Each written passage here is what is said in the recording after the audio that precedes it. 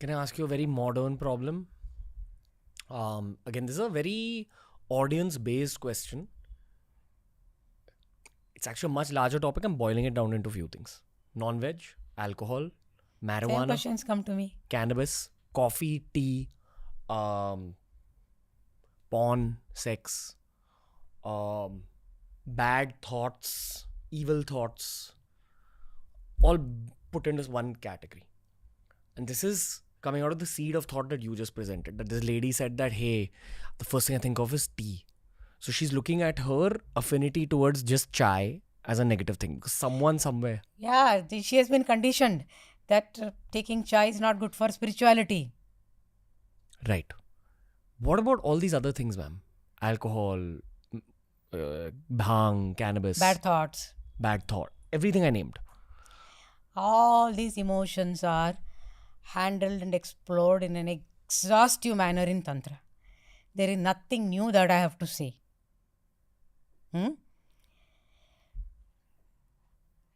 There is a text by name of Vijnana Bhairava Tantra. You would love the word Bhairava, so I refer to it. Bhairava is that higher state of consciousness, an aspect of the consciousness. In that 112 dharanas are prescribed in Tantra to focus on and then attain that state of enlightenment. One among them is bad thoughts. Dharana means what? Dharana is technically your capacity to focus on one single thought without wavering to second thought, third thought. So when you're saying 112 dharanas, it's 112 different thoughts. 112 tools of concentration. Points of concentration. Tools. Like things you things you use to concentrate or things you concentrate on. Each dharana is one single thought. You need not go through all the 112. One is enough for you to attain that path. So, one among the items for concentration out of 112 thoughts, 112 dharanas, is also a bad thought that can be used as a tool to attain enlightenment. To simplify, look at the life of Ravana. A contrast built up to Rama. Without Ravana doesn't exist. If we are able to glorify the character of Rama, it's because of Ravana. As a contrast being built up in the mind, like black and white. Right? But Ravana was a great devotee of Shiva. But his devotion fell down because of one mistake he did. This is one of the interpretations of Ramayana. That he, abducted Sita. There may be many reasons for that. I am coming back to our point of discussion that in Bhakti Marga also there is a concept which is built around as Nindha Bhakti. In dance, we exploit it to the maximum extent. So there is a system where you keep blaming the God using all foul language, bad language to say you are very bad, very bad, very bad, very bad. What is the psychological understanding that one has to take from this? God is to be emulated. God is to be praised. But why this fellow wants to ninda karna? Ninda stuti. The point that we have to perceive is either with good words or bad words, what you are doing is ultimately you're remembering him. And bad thoughts are always more powerful than good thoughts to hold your attention. Do you agree? Yes. If you hate somebody and if you love somebody, whom do you think more often? The one you hate.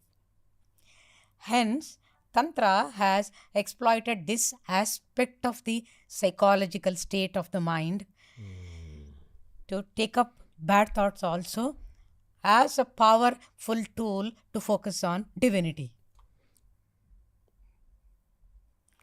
And if you are a foodie person, are you? Yeah. Then one of the Bhairava Tantra dharana says, your very desire to eat food can be used as a dharana and then attain the highest. So now tell me, what is right, what is wrong? There's nothing like that. Both right and wrong are our mental perspectives. Could there be a young person who is a good person, wants to do good in the world, wants to evolve, but drinks alcohol, smokes cigarette, eats non-veg, yet practices? Does the Lalitra Sahasranama, does Bhairav Jap, whatever their practice is. Could they still evolve? Do you know that Bhairava is offered liquor? Yes. Why? Non-judgmental deity. This is city bred mind.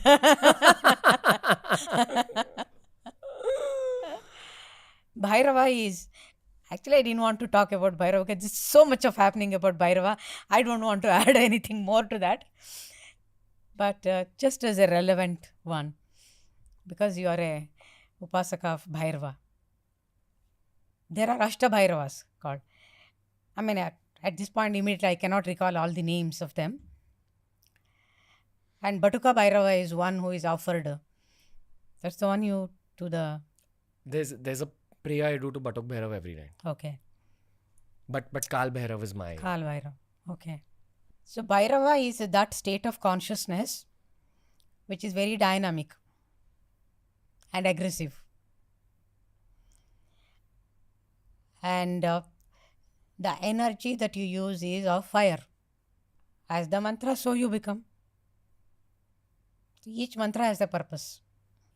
If there is less of fire in you, that mantra will ignite it. Already if you have more of fire, so only Guru knows which mantra to be given to whom, for how long, how much to practice it.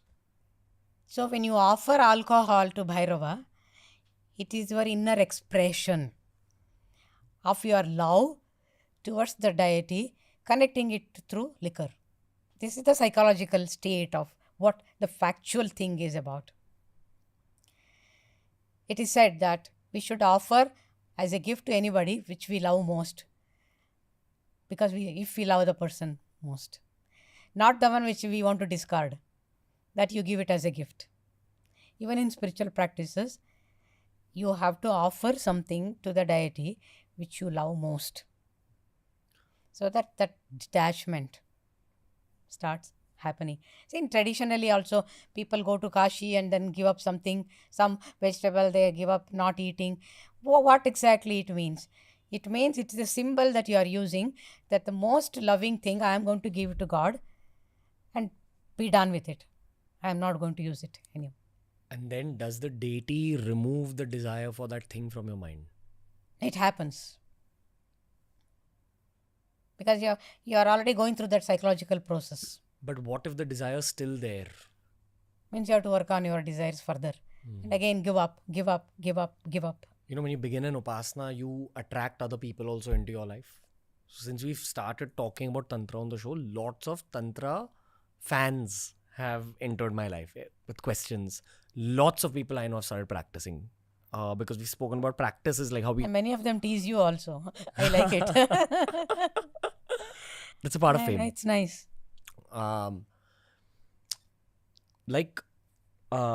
I've had this question come up to me a lot in terms of, hey bro, I drink, but I want to really go forward in my journey. That's the first question all my Sri Vidya initiates ask me. Drinking. Drinking, eating non-veg, should we give it up? Then only are we eligible for taking the mantra? I give them the simplest answer. You want to know about that? Yes. I say, who am I to tell you that you are not perfect? And then what is perfection, I say? It's your mental concoction that perfection is like this, like this, like this. It doesn't exist in reality. Because the way it is perfect. It is the human mind that wants to change the definition of that one. Look at this plant. Nature's law is that it has to be under the sun and just grow and then enjoy its one. It is the human mind wants to articulate it and then also manipulate it and then bring it to the way we want to have the enjoyment. Just across sitting next to me, I can see the plant and then enjoy. And there is energy, this, that, and all. Just the human mind. If you ask me, is it totally wrong? I'm not asking the right and the wrong, because right and the wrong doesn't exist at all. It's the way you look at it. I have one more angle to bring in here. I had a very long Australia trip a couple of years ago where we met some Aboriginal people who are also practitioners, and they have their own version of... They practice is Tantra only. Yes. They have mantras, they have deities, all that. It's exactly a parallel. It's just the Aussie parallel, mate. So, spoke about Tantra in detail to them. They have a word for cannabis. I can't remember what. Anyway, there was a word for cannabis he used. And there's certain tribes which accept cannabis, and there's certain tribes which say that it reduces my own spiritual force. So all the mantras I'm doing, it's building up a force, and the moment if I smoke a joint, that force gets reduced. Maybe it doesn't erase itself completely, but you're wasting time now. Yeah. It's increasing and then reducing. It's like you're using a sharpener to sharpen a pencil every day, and the moment you use cannabis, sure you're getting the high, but that pencil is getting blunted. It's still able to write, but just a blunt pencil. My question is mainly for spiritualists, because those are the people watching this show. And I know so many people who've smoked weed in their college days, probably not even drank alcohol, because alcohol really blunts out the mind. But weed is a tool that can be used for creativity and, like going deeper into your own mind. And I've seen that people who have an affinity for cannabis also end up having an affinity for sadhana. Because they realize it's kind of a similar high. Or if I'm using Swami Rama was a smoker. Cigarettes. Cigarette. So those days, when major part of his life is spent in America, no? Establishing the organization there and spreading the message of yoga and all that. So his American disciples used to ask him, is it not smoking against yoga? Yamas and niyamas. He only taught them, no? So he used to say, yes, I do smoke, but I also know how to clear my lungs. That means lungs do get damaged by smoking. Every smoker knows. What is the message?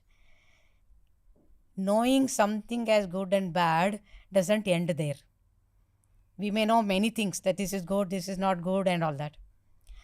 How much of it are you able to bring it into practice? Ultimately matters. And got it.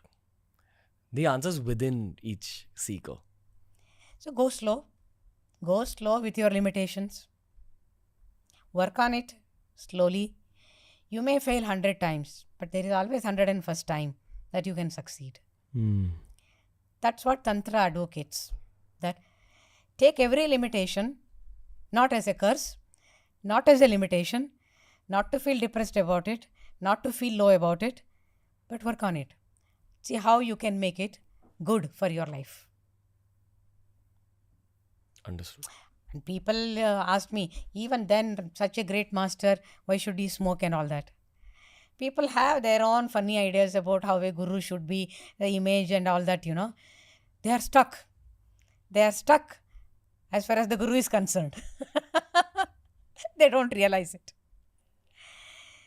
So they keep asking me this question about my guru. One possible answer, not that I'm trying to justify what my guru does, that I am supporting him because he is my guru, that he can smoke. Nothing of that sort. These great souls, Mahatmas, all the sages, they have a purpose to attain when they are in the body. They have come with a purpose. Until that gets over, they don't want to leave the body. But their causal bodies, Karana Sharira, the third layer, is so pure out of their practices that there is no reason why they have to be in the body. The spirit, Atma, can get disconnected automatically. It just happens as a natural course of events. So they keep one bad element like this so that their body is still connected to this earth element, so that they can continue to function in their body. It's like the dome community in Kashi. Hmm. Apparently, because you are involved in the process of burning bodies yeah. regularly, that's a spiritual practice. And it's such a strong spiritual practice that your Kundalini apparently can wake up very fast because of just doing that daily. So I believe in that tradition, they are told to drink alcohol regularly, which I found so crazy. And I met one of them who was clearly intoxicated and angry, but also powerful. There's a lot of secrets hidden in our country. It is so mystifying. Hey, if you enjoyed today's clip, make sure you check out all the other clips we've uploaded on this channel. You'll find a clip related to almost every single topic as long as you're willing to search for it.